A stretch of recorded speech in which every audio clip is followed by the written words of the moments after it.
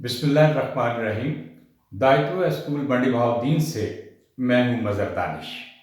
عزیز طلبہ، پچھلی ویڈیو میں صحت تلفظ کے حوالے سے ہم نے بات کی تھی، تو آج بھی اس بات کو آگے بڑھاتے ہوئے ایک نیا لفظ جس کو عموماً غلط پڑھا جاتا ہے۔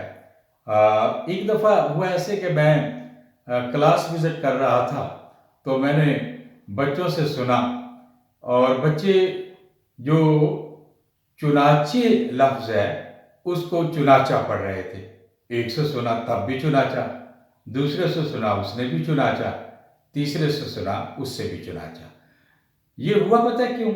اس لیے کہ بیسیکلی املا کی غلطی تھی۔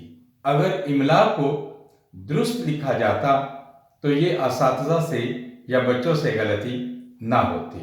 اس میں ایک مجھے لطیفہ بھی یاد آ گیا کہ ایک اسکول انسپیکٹر ایک اسکول میں آئے وزٹ کے لیے۔ وہ کلاس میں گئے تو کلاس میں اردو کی کلاس ہو رہی تھی۔ استاد محترم سے کہا انسپیکٹر نے کہ آپ باہر چلے جائیے، تو اس نے بچوں سے سبق سنا۔ بچے جب چوں کے لفظ پہ آئے تو اس کو چونکا پڑا، دوسرے بچے سے پوچھا، اس نے بھی چونکا پڑا۔ انسپیکٹر بہت حیران ہوئے۔ خیر، واپس جب وہ آفس میں آئے تو انہوں نے اس استاد سے کہا، اردو کے استاد سے، کہ جناب والا، آپ کے بچوں کا تلفظ جو ہے وہ بہت غلط ہے۔ یہ دیکھیے، اس لفظ کو وہ چونکا پڑھ رہے تھے۔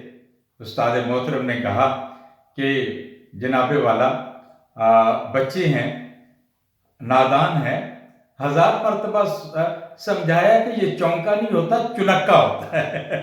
تو انسپیکٹر نے کہا، بھائی آپ سے تو زیادہ بہتر تلفظ ہے وہ بچوں کا ہی تھا، تو یہ چنکا یا چونکا کیوں پڑھا گیا؟ چونکہ کیوں نہیں؟ کیونکہ املا کی غلطی تھی۔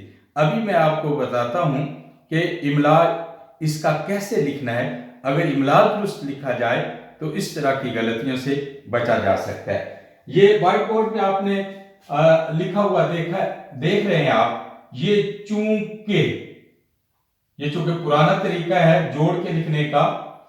اب نیا جو طریقہ ہے وہ یہ ہے کہ اس کو الگ لکھا جائے۔ آپ ایمانداری سے بتائیے گا، اگر چونکہ اس طرح سے لکھا گیا ہو تو اس کو کبھی بھی چنکا یا چونکا نہیں پڑھ سکتا، کوئی چونکہ ہی پڑھے گا۔ تو لہذا یہ غلط املا ہے، اور موجودہ زمانے کے اعتبار سے، جدید زمانے کے جو موجودہ تحقیق ہے املا پہ، اس میں یہ والا املا ہے، یہ درست ہے۔ تو آئندہ آپ نے چونکہ کو اس کے بجائے چونکہ اس طرح سے لکھنا ہے۔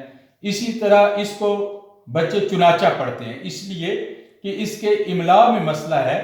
اگر آپ چنانچہ، اس کو چنا کو الگ اور چہ کو الگ لکھیں گے تو چنانچہ۔ لہذا چونکہ، کیونکہ، چنانچہ، اس کے نیچے زیر ہے، اور اس کو ایسے ہی پڑھنا ہے، اس کو چنانچہ پڑھنا ہے، چنانچہ نہیں پڑھنا۔ تو عزیز طلبہ، آپ نے دیکھا کہ لفظوں کا تلفظ کیسے ہوتا ہے اور ان کا املا کیسے ہوتا ہے۔ انشاءاللہ اگلی ویڈیو میں کسی نئے لفظ کے ساتھ میں حاضر ہوں گا۔ تب تک کے لیے اللہ حافظ، اللہ حافظ۔